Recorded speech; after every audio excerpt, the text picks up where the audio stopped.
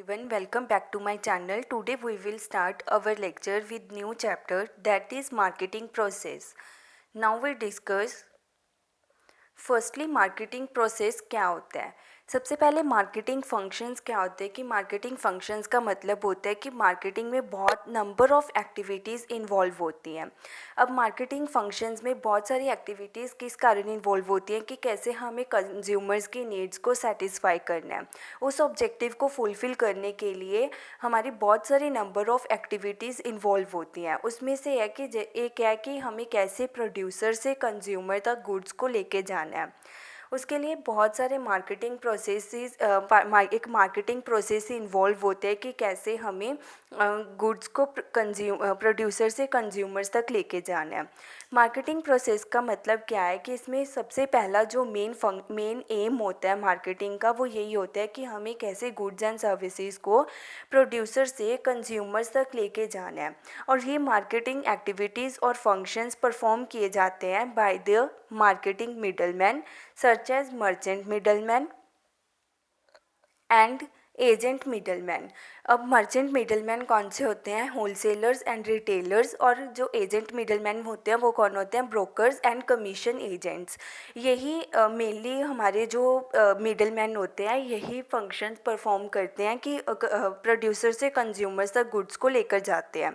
इसमें एक process involve होता है, मेजर प्रोसेस इन्वॉल्व होता है, वो है concentration, equalisation and dispersion.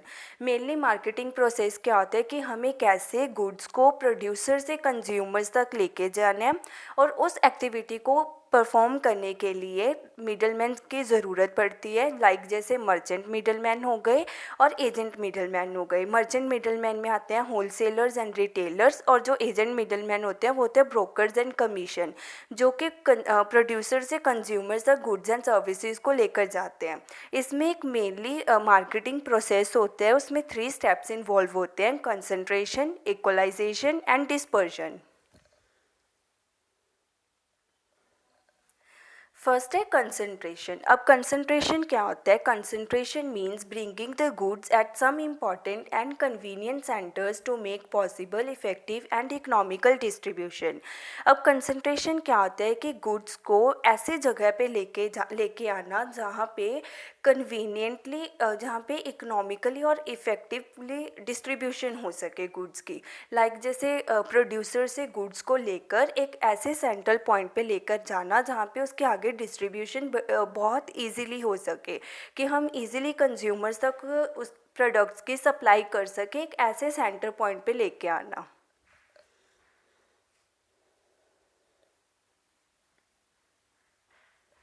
Next है इक्वलाइजेशन। इक्वलाइजेशन क्या होता है? The process of equalisation occurs between the process of concentration and the process of dispersion. अब इक्वलाइजेशन जो है वो अकर करता है कंसंट्रेशन और डिस्पर्शन के बीच में। इक्वलाइजेशन का मतलब होता है कि हमेशा सप्लाई ऑफ गुड्स के उतना एडजस्ट करके रखना कि जितनी उसकी डिमांड है। कभी भी ऐसा नहीं होना चाहिए कि डिमांड कम है और सप्लाई बहुत ज़्यादा हो रही है, या फिर ऐसे नहीं होना चाहिए कि डिमांड बहुत ज़्यादा है और सप्लाई बहुत कम है। तो हमेशा दोनों को मेंटेन करके रखना चाहिए। अगर डिमांड ज़्यादा है तो सप्लाई भी उतनी ही होनी चाहिए। सप्लाई और डिमांड दोनों बराबर होने चाहिए ताकि हम इजीली सप्लाई कर सकें गुड्स की। नेक्स्ट है डिस्पर्शन। अब डिस्पर्शन क्या होता है? Dispersion means distribution of goods which are concentrated to the ultimate consumers. Dispersion सबसे ज़्यादा इम्पॉर्टेंट है कि हमें गुड्स को अब कंज्यूमर्स तक पहुंचाना है। This process is performed. अब ये जो प्रोसेस है वो परफॉर्म किया जाता है लाइक जैसे होलसेलर्स हो गए, रिटेलर्स हो गए और एजेंट्स हो गए। डिस्पर्शन के बिना मार्केटिंग प्रोसेस कंप्लीट नहीं हो सकता। लास्ट स्टेप यही है कि जिससे हमारा मार्केटिंग प्रोसेस पूरा होता है, डिस्पर्शन। और ये बहुत ज़्यादा इम्पॉर्टेंट एक्टिविटी है। अगर हम गुड्स को प्रोड्यूस करते रहेंगे और उसको कंज्यूमर्स तक नहीं पहुंचाएंगे फाइनल कंजम्पशन के लिए, उसका कोई फ़ायदा ही नहीं होगा। प्रोड्यूस करने का कोई फ़ायदा नहीं होगा जब तक हम गुड्स को कंज्यूमर्स तक नहीं पहुंचाएंगे। तो कंज्यूमर्स तक गुड्स को पहुंचाना, डिस्ट्रीब्यूट करना प्रॉपरली सबसे ज़्यादा ज़रूरी है।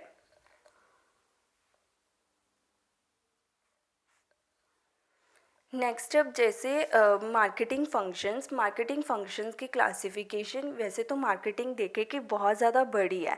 मार्केटिंग के हम कहाँ से शुरू होती है और कहाँ ख़त्म होती है, किसी भी आज तक जो भी ऑथर्स हैं उनको नहीं पता चला। तो marketing functions different different authorities के द्वारा डिफरेंट डिफरेंट क्लासिफिकेशंस दी गई हैं।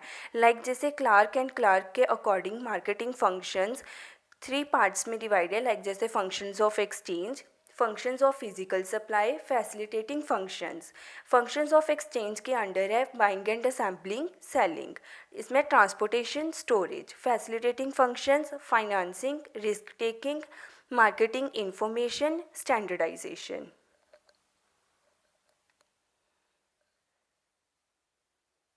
नेक्स्ट अब हैरी एल हैंसन के अकॉर्डिंग मार्केटिंग फंक्शंस हैं general marketing functions, determining marketing, developing marketing plans, budgeting sales expenses, margins and profits, coordinating marketing activities, developing marketing executives. And major marketing functions हैं marketing research, products, distribution, sales force management, advertising and selling, advertising and promotion. Next है Cundiff, Still and Govoni के according marketing functions हैं merchandising functions, physical distribution, auxiliary functions. Merchandising functions product planning and development, standardizing and grading, buying and assembling, selling.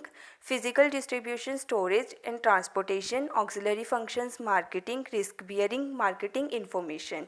अब हमने इसमें जो explain करेंगे आगे वाली वीडियोस में, जो भी एक्सप्लेन होगा वो कंडीफ, स्टील एंड गोवानी के अकॉर्डिंग मार्केटिंग फंक्शंस सारे एक्सप्लेन किए होंगे कि मर्चेंडाइजिंग फंक्शंस कैसे होती है और फिजिकल डिस्ट्रीब्यूशन में जो चीज़ें इन्वॉल्व होती है वो कैसे करना है और ऑक्सिलरी फंक्शंस क्या होते हैं। ये हम सब अब कंडीफ, स्टील एंड गोवानी के अकॉर्डिंग मार्केटिंग फंक्शंस को रीड करेंगे। Thank you. That's it for today's topic. If you guys found it useful, then please like my video and yes, not forget to subscribe my channel.